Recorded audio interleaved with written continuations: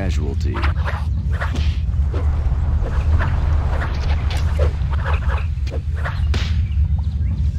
Casualty.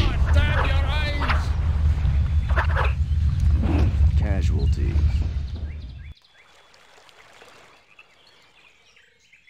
Soulbreaker is here!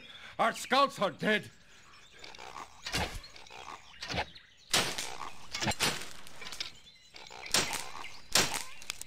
Aye?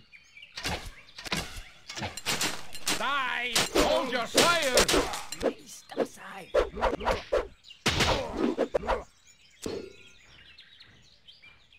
Myth je dnes už maloznáma hra, ktorá bola vo svojej dobe považovaná za najlepšiu stredovekú stratégiu. Poďme si túto brutálnu taktickú stratégiu priblížiť.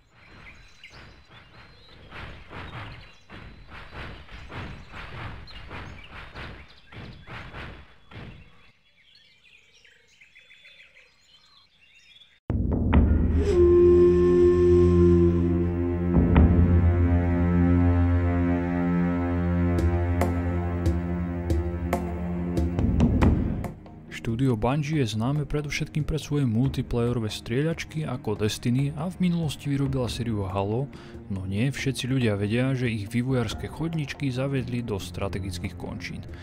Vyrobili 2 diely taktickej stratégie Myth, no tretí diel z tejto série mala na starosti už iná firma, Mambo Jumbo. Prvý diel vyšiel v novembri roku 1997 v Amerike a v Európe a Japonsku až o 3 mesiace neskôr, čiže vo februári 1998 na Windows a Macintosh. V Európe mali ako vydavateľa Eidos. Z hľadiska dejín štúdia Bungie si približíme len obdobie pred a po dvojici Mythier. Začneme krátko s ich predchádzajúcou sériou.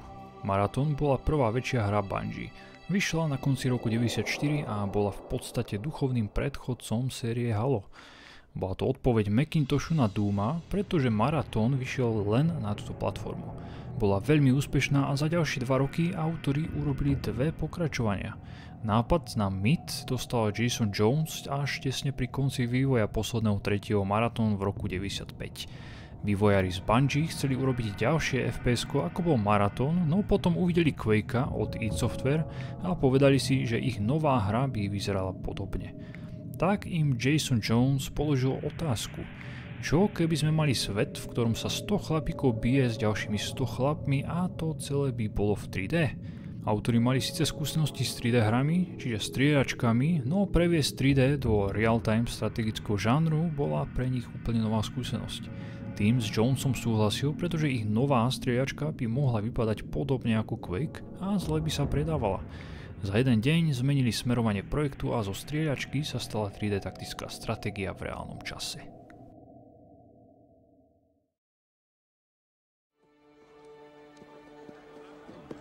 And dying in your beds many years from now, would you be willing to trade all the days from this day to that for one chance, just one chance, to come back here and tell our enemies that they may take our lives, but they'll never take our freedom!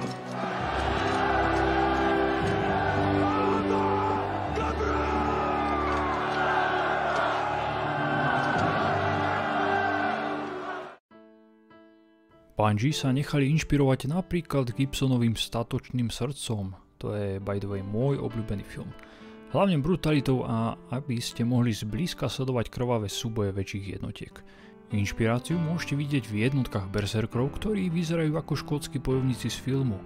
Inšpirovali sa aj knižnou sériou Kroniky Čiernej legie od Glena Cooka a ja len dúfam, že niekedy bude dotlač. Ak chcete podobne kvalitnú dark fantasy, odporúčam maláskú knihu Padlých od Eriksona. Na tejto sérii sa autorom páčilo, ako Kok dokázal vykresliť amorálny svet, kde nie sú dobrí ani zlí a na každej strane sú intrigy a zrady. Aj programátor Jason Reger chcel ponoriť hru do temného hávu, v ktorom je každá strana brutálna, či už dobrá alebo zlá, a v prípade Mythu to sú živí proti nemrtvým. Ich cieľom bolo skombinovať realizmus a akčné hry spolu s taktikou a plánovaním strategických hier. nechceli svoju hru volať Real-Time Stratégia, vymysleli pre ňu nový názov. Multimetrická taktická hra a slovo multimetrická si vymysleli, pretože Myth nie je izometrická hra v tradičnom zmysle slova a kamerou môžete pohybovať voľne. A taktická, pretože v nej nestaviate budovy, nepoužívate suroviny a nerobíte iný mikromanažment. Len ovládate jednotky na bojovom poli. Nakoniec použili výraz Real-Time Tactics, v skratke RTT. Samozrejme to nebola prvá taká hra, ešte predtým to bol skôr napríklad Warhammer Shadow of the Horned Rats z roku 95 a veľmi dávno v 82. roku vyšiel Legionnaire pre 8-bitové Atari. Novšie v roku 2000 prišlo Creative Assembly s ich Shogunom. Práce na Myth začali v januári 96. Do vývoja boli zapojení 4 programátori, 2 artisti a produkčný manažer. Hudbu im skomponoval Martin O'Donnell a spoločne s Michaelom Salvatorim a Paulom Hajčom pracovali na zvukových efektoch a neskôr skomponovali hudbu aj pre Halo či Destiny. Vývoj Fallen Lords stál približne $2 milióny. Táto suma išla ako na vývoj, tak na marketing. Dovtedy to bola ich najnákladnejšia hra, preto Bungie očakávala, že bude úspešná a vráti im vložené peniaze. Takisto to bola ich prvá hra na PC, dovtedy robili hry len na Macintosh. Celosvetovo bol prvý diel komerčne úspešný, predalo sa cez 350 000 kusov, čo spoločnosti vynieslo $14 miliónov. V recenziách si viedla výborne, objavovali sa dokonca absolútne hodnotenia a nie raz.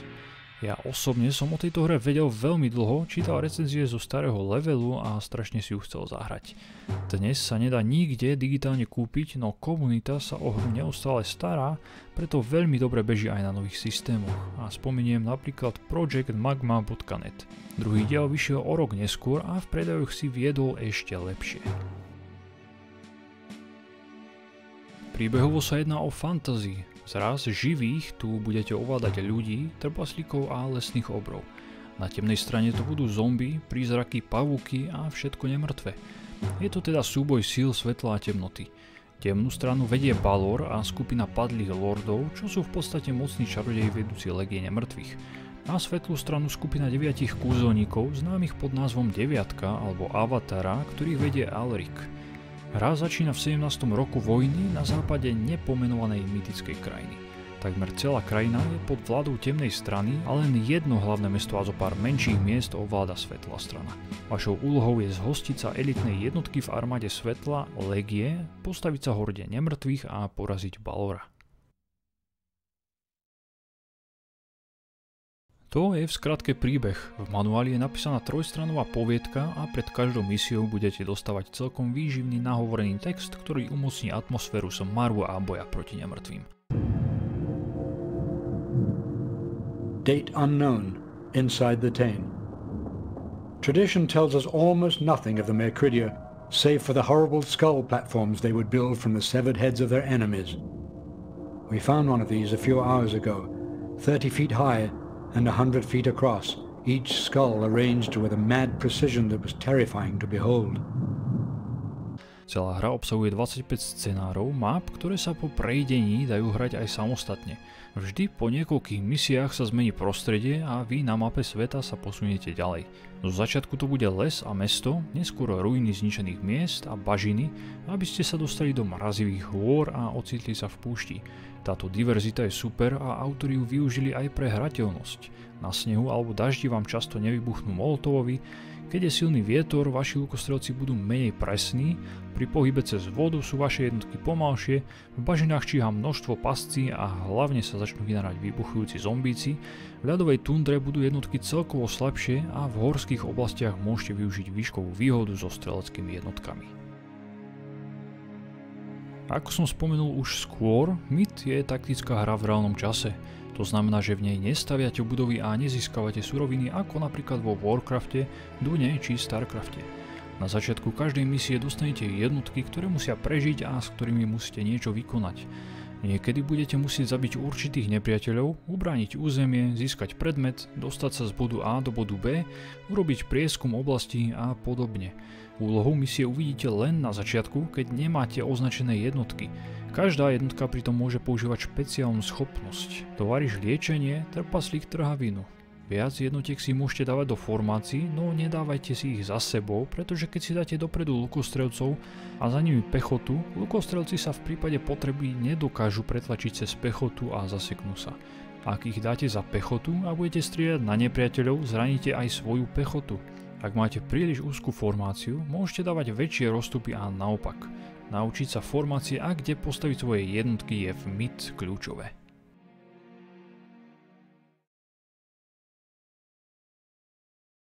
Hra je veľmi ťažká už na strednú obťažnosť. Trestá vás za každú chybu, za každú stratu jednotky. Preto som musel vytiahnuť z police umenie vojny od majstra Sana, legendárneho čínskeho vojvodcu a stratéga, aby som načerpal nejaké múdro v taktike a prevalcoval svojich sokov trpezlivosťou a rozvahou. Skúšal som aj najľahšiu obťažnosť, no pri nej je hra extrémne ľahká a aj s 3 berserkrami vykinožíte 100 prízrakov. Je preto len na vás, či hľadáte výzvu alebo prechádzku krvavou záhradou. Umelá inteligencia nie je najlepšia, lukostrelci veľakrát strieľajú do vlastných, pretože na nepriateľia strieľajú cez vaše jednotky. A keď nedaj Bože zabudnete zastaviť jedného trpaslíka, nech nehádže tie výbušniny, keď útočíte s jednotkami na blízko, aby vám nevyhľadil celé družstvo, môžete ísť zľadovať pozíciu. Oni, totiž tí trpaslíci v tejto hre sú dosť dvojsečná zbraň. Ak ich máte viac pokope a sejmu vám jedného, môže vybuchnúť, pretože mu vypadnú na zem vybušniny a sejme tak ostatných, podobne ako to bolo v Command & Conquer s plameňometníkmi. Musíte ich mať preto ďalej od hlavnej sily a poistiť si ich neútočenie medzerníkom, pretože keď len tak stoja a uvidia nepriateľa, vľasnú po ňom molotovom a je im jedno, či sa v blízkosti nachádza priateľská jednotka, ich sused, matka či svokra. Jednotky sa pritom nedajú dať do skupín priamo, len keď kliknete dvojklikom na jednu jednotku.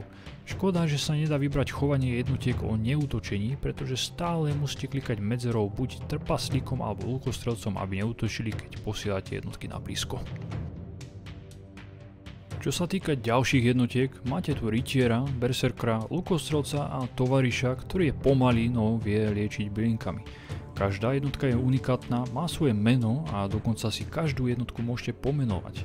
A čím viac potvor zabije, tým bude lepšia. Taký skúsený lukostrelec toho viac trafí. No a v 14. misii budete ovládať lesných obrov. Tým stačí jedna rana na normálnu jednotku, po ktorej sa z nej stane neidentifikovateľná kaša. A to doslova. V roku 1999 vyšla oficiálna strategická príručka pre hru a nájdete v nej veľa rád a taktík ku každému scenáru. V multiplayeri môžete hrať aj za temnú rasu, čo je super. Využijete hlavne výbušné zombie. Nesmiem zabudnúť spomenúť, že sa dá hra zrýchliť, takže presuny pomalších jednotiek nebudú také otravné. Rovnako si môžete vydarenú misiu uložiť a pustiť si v pohodlí replay. Ovládanie kamery mi nerobilo problém, no hodila by sa viac oddialená. Dá sa oddialiť len do určitej vzdialenosti, čo je pri väčších súbojoch kritické. Príjemne ma prekvapilo, ako skvelo hra vyzerá aj dnes. Z obrázkov som čakal rozmazaný myšmaš. Ako si môžete všimnúť, engine, ktorý využili autori, využíva 3D terén, budovy sú tiež v 3D, no a jednotky sú 2D sprity. To, že sú 2D, vôbec nevadí, oni sú v úžasnej kvalite. Aj po približení na jednotky vidíte veľa detailov a v konečnom dôsledku to vypadá ešte lepšie, než keby boli v 3D. Implementovať pathfinding bolo pre autorov veľmi ťažké a nie vždy v hre funguje. Veľakrát budú chodiť hore-dole a nebudú vedieť nájsť cestu. Stáva sa to v hornatejších oblastiach. Potom musíte pomaly naviesť svoje vojsko späť. Fyzikálny engine funguje skvelo, hlavne keď hodíte granát s trpaslíkom medzi zombíkov alebo odpalíte nálož, či v opačnom prípade k vám príde výbušná zombie a odpalí sa. To sú potom jatka. Mid je poriadne krvavý a zaslúžene dostal rating M. A vy si toto RTT bežte zahrať. Odporúčam.